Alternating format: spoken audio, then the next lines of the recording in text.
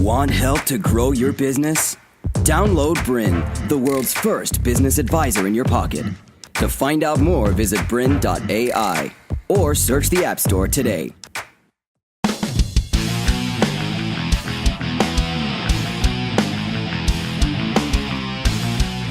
G'day, Troy Dean here, and you're watching Rinse and Repeat in action on Business Blueprint.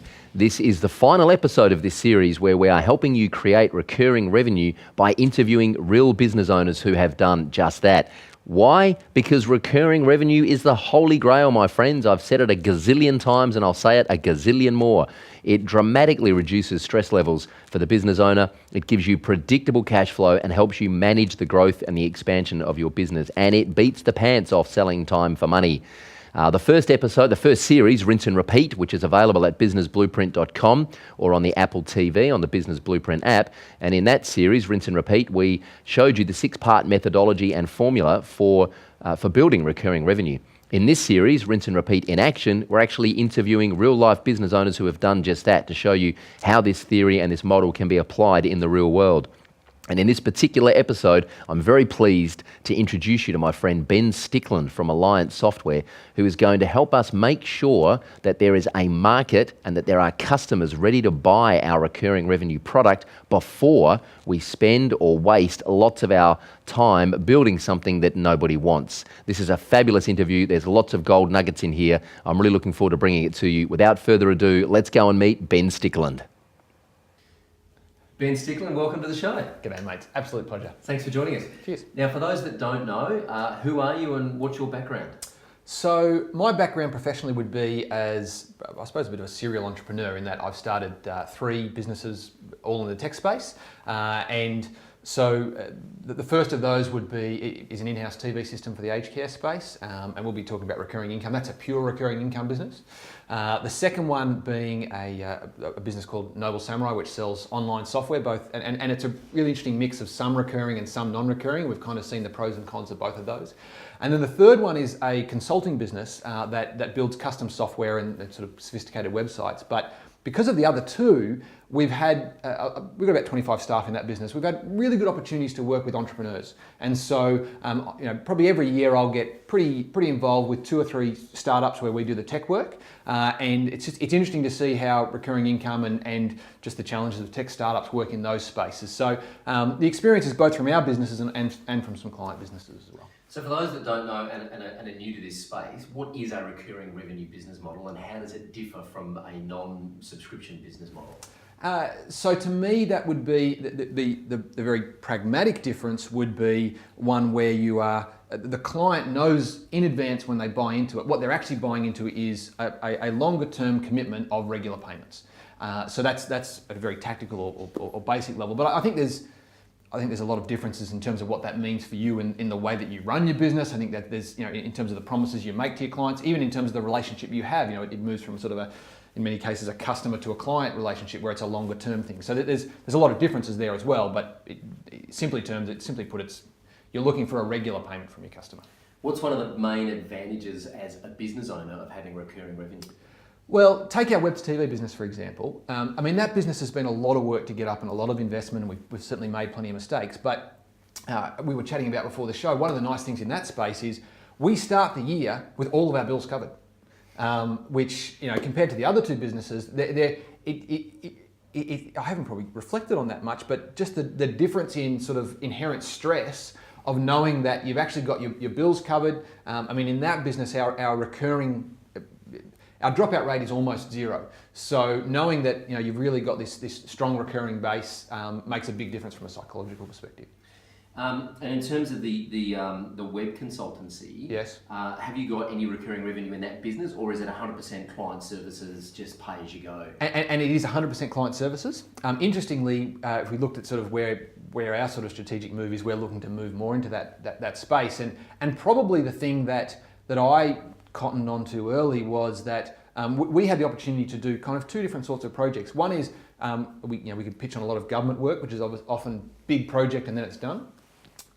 Or we can go for, and we've deliberately targeted this, to the point where we deliberately go for clients where what we build is a core of their business. So it is an important part of their business. It's going to have an ongoing revenue flow to it. And we've done the analysis on this, and typically each year we get about 70% of our revenue from clients that we've had in previous years, essentially looking for extensions and maintenance. And so whilst that's not a true model, and I think there's some real benefits in a truer recurring revenue model, it does speak to the fact that I know a lot of guys that run agencies, and they have great months, and then they have horrible months where they just can't eat.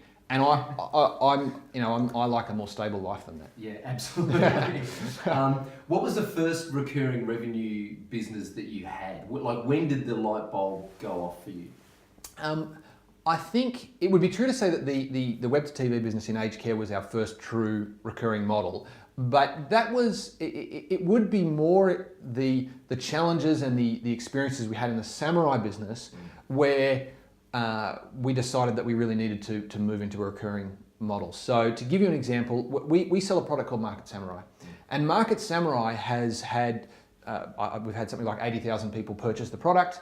So we've had a good base of, we had a good base of sales, but we've got this crazy model, which is like the exact reverse, like the horrible reverse, where you've paid your $100 for the software, and you've had unlimited years worth of use of it, and yet we have month by month recurring bills that we have to pay to data suppliers, and Google changes every day, and we've got to do all this stuff to keep it alive. And if we don't keep new people coming in the door every day, we're stuffed.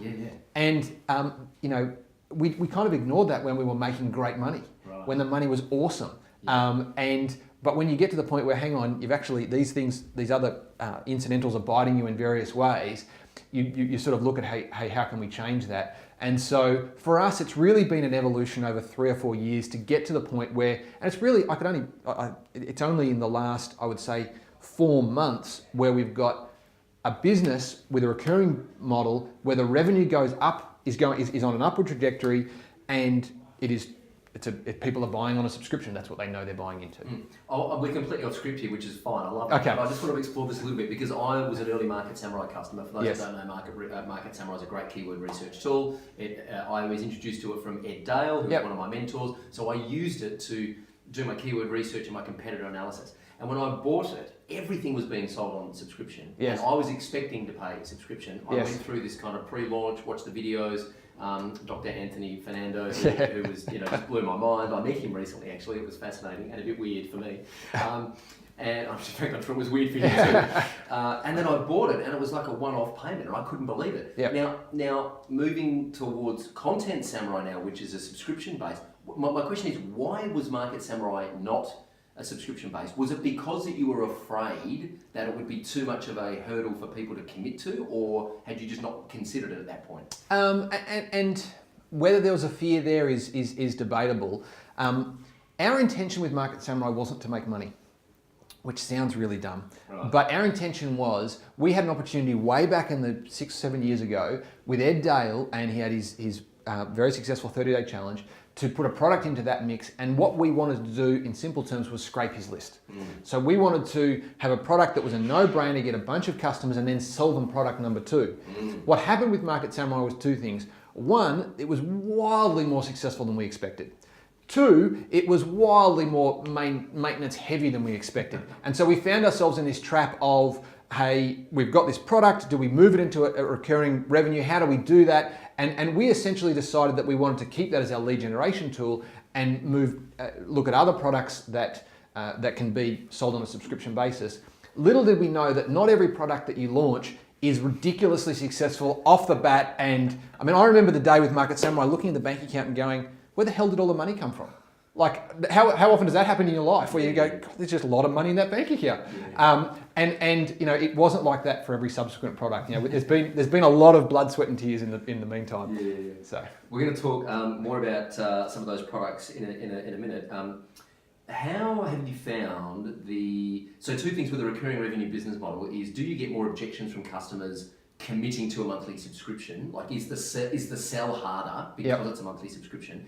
And also, how have you found it? Like, do you need to keep adding value to that product to avoid churn, or is it one of those things where once someone's signed up, they're just getting value?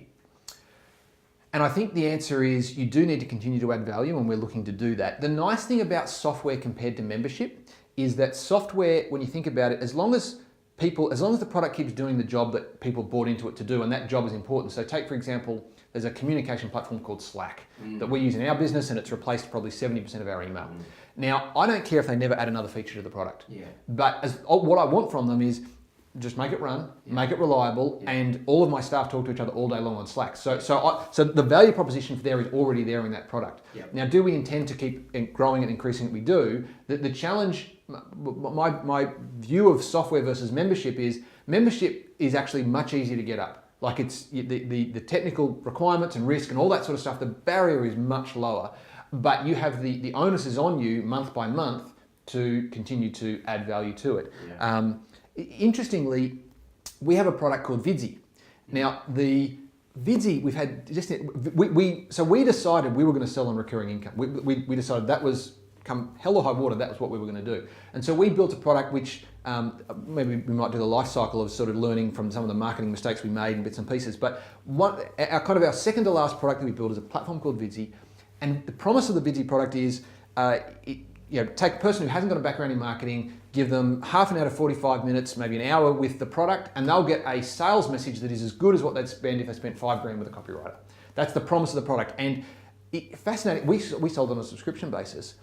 We've had people send us emails saying, I'm really sorry to unsubscribe because your product's great, but I've written my sales message and now I'm in the zone of doing all the other stuff. Like that's going to sit there for another 2 years, and I'm probably going to come back to you when I need to renew it, but I actually don't need your product anymore. And it's like they feel guilty for unsubscribing. And so we created a great product that in that case, we would have been better off to sell it not on a recurring income model, because recurring income model, you'll lower your price and you have your monthly flow.